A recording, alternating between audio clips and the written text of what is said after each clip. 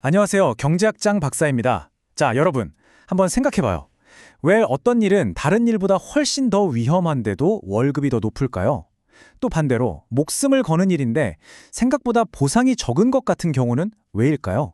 그 답이 바로 오늘 우리가 배울 노동경제학의 핵심 개념, 보상적 임금 격차에 있습니다. 오늘 이 흥미로운 주제를 같이 파헤쳐보면서 임금 격차의 비밀을 푸는 열쇠를 한번 찾아보자고요. 특히 우리 노무사 시험 준비하는 분들이라면 이 원리를 제대로 이해하는 게 합격으로 가는 정말 중요한 발판이 될 겁니다. 자, 오늘 우리가 함께 갈 길입니다. 먼저 이 주제가 시험에서 대체 왜 중요한지 그 출제 포인트를 확실하게 짚어볼 거고요. 그 다음에 위험과 보상을 저울질하는 근로자의 선택, 그리고 이윤과 안전 사이에서 고민하는 기업의 결정을 차례대로 들여다볼 겁니다. 그리고 이 둘이 시장에서 만나서 어떻게 위험의 가격을 정하는지 확인하고 아주 특별한 예외 케이스랑 강력한 실전 팁까지 알려드릴 테니까 끝까지 집중해주세요. 박사님, 근데 질문이 있습니다. 보상적 임금 격차라니 솔직히 좀 추상적으로 들리고 확 와닿지가 않는데 이게 다른 암기할 것도 많은데 그렇게 중요한가요? 바로 그겁니다. 아주 좋은 질문이요. 왜 중요하냐? 무려 1776년 경제학의 아버지 애던 스미스가 이미 이걸 간파했어요. 임금은 그냥 노동의 대가가 아니라는 거죠. 이 문장처럼 우리는 돈으로 만족감, 경제학 용어로는 효용을 사려는 거예요. 보상적 임금 격차는 바로 여기서 출발합니다. 왜 똑같은 능력을 가졌는데 어떤 일은 돈을 더 많이 받을까? 그건 바로 위험처럼 우리가 피하고 싶은 나쁜 특성을 돈으로 보상받기 때문인 거죠. 이건 모든 임금 이론의 기초 체력 같은 거예요. 이게 튼튼해야 시험에서 어떤 응용 문제가 나와도 절대 흔들리지 않는 겁니다. 아주 중요한 무기죠. 자, 그럼 본격적으로 이론의 심장부로 한번 들어가 보죠. 먼저 우리 근로자 입장에서 한번 생각해 봅시다. 지금 아주 안전한 사무실에서 일하고 있는데 갑자기 회사에서 위험한 현장으로 가라고 발령을 내요. 그럼 뭘 가장 먼저 요구하시겠어요? 당연히 월급 올려주세요, 이거 아닐까요? 모든 건 바로 이 지점에서 시작됩니다. 자, 이 수식, 이게 모든 것의 시작인데 어려워 보이지만 사실 별거 아니에요.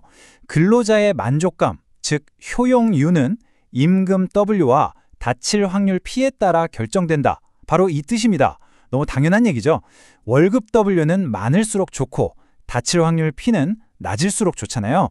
그렇기 때문에 위험이 커질 때 똑같은 만족감을 느끼려면 반드시 그에 대한 보상으로 월급도 그만큼 올라가야만 한다는 아주 상식적인 원리를 수식으로 표현한 것뿐입니다. 자, 이 관계를 눈으로 보여주는 게 바로 이 무차별 곡선 그래프입니다. 시험에 정말 자주 나오죠.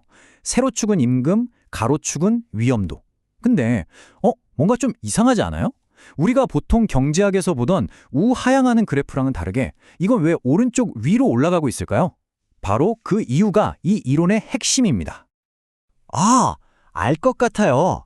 가로축에 있는 위험은 우리가 돈 주고 사는 재화가 아니라 돈을 받더라도 피하고 싶은 비재화라서 그런 거 아닐까요? 빙고! 정확합니다. 바로 그거예요. 가로축의 위험은 우리가 돈을 내서라도 피하고 싶은 나쁜 것이기 때문이죠. 위험이 한 칸 늘어날 때 그 불쾌감을 상쇄하고 똑같은 만족도를 유지하려면 보상인 임금이 그만큼 올라가야만 하는 겁니다. 그래서 곡선이 오른쪽 위로 향하는 거죠. 그리고 더 중요한 포인트. 이 곡선이 왜 그냥 직선이 아니고 볼록할까요? 이건 이미 아주 위험한 일을 하는 사람한테 여기서 위험 조금만 더 감소해줘 라고 하면 그 사람은 이젠 정말 한계예요 하면서 훨씬 더 큰 임금 인상을 요구하게 된다는 뜻입니다. 바로 이 개념, 유보 가격이 시험의 핵심 키워드 중 하나입니다.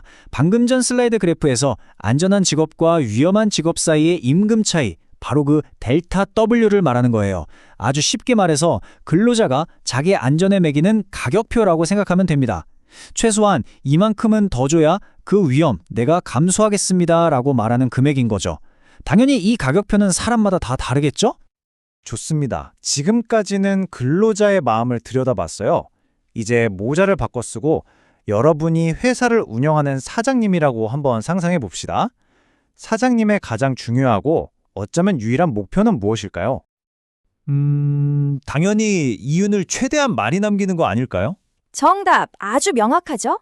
바로 이윤 극대화. 기업은요 아주 냉정하고 이성적으로 계산합니다. 작업장에 안전시설을 설치하는 데 드는 비용이랑 그냥 근로자한테 위험수당을 좀 더 얹어주는 비용, 이 둘을 저울질해서 더 싼 쪽을 선택할 뿐이에요.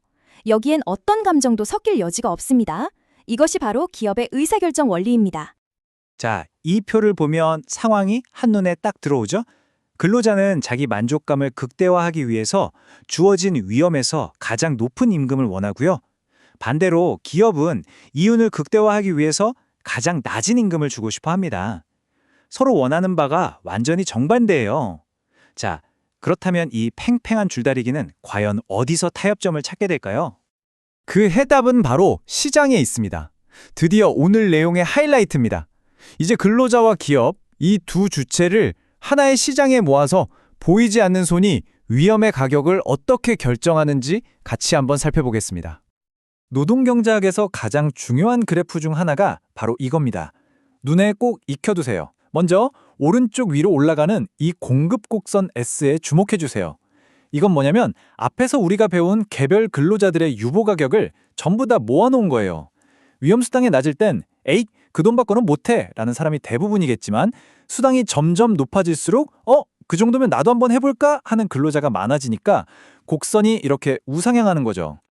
반대로 오른쪽 아래로 내려가는 수요 곡선 D는 기업들의 선택을 보여줍니다. 위험수당이 너무 비싸면 기업들은 아이고 차라리 그 돈으로 안전설비를 사고 말지 하면서 위험한 일자리를 줄여려고 할 거고요. 수당이 싸면 그냥 돈으로 해결하자 하면서 위험한 일자리를 더 많이 제공하려고 하겠죠.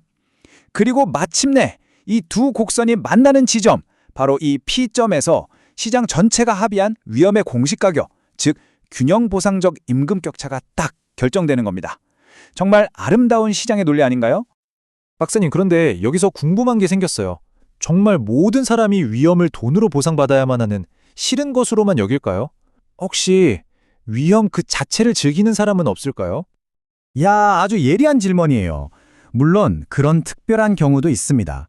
경제학은 그런 것까지 설명할 수 있죠. 이 그래프를 한번 보세요. 우리가 지금까지 봤던 거랑은 정반대로 무차별 곡선이 우하향하고 있죠.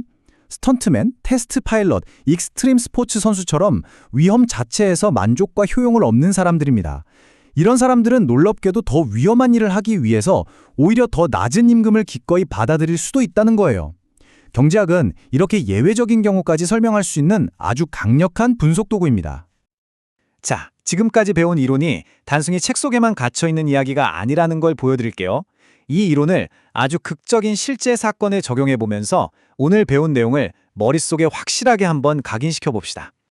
여러분, 2011년 동일본 대지진으로 인한 후쿠시마 원전 사고 다들 기억하실 겁니다. 당시에 원자로 내부의 그 치명적인 방사능 수치를 뚫고 들어가서 아주 짧은 시간 동안 작업을 해야 할 사람이 필요했어요. 말 그대로 목숨을 담보로 하는 일이었죠. 이때 도쿄전력이 상상을 초월할 액수의 임금을 제시했습니다. 이것이야말로 우리가 배운 보상적 임금 격차의 가장 극단적인 실제 사례입니다.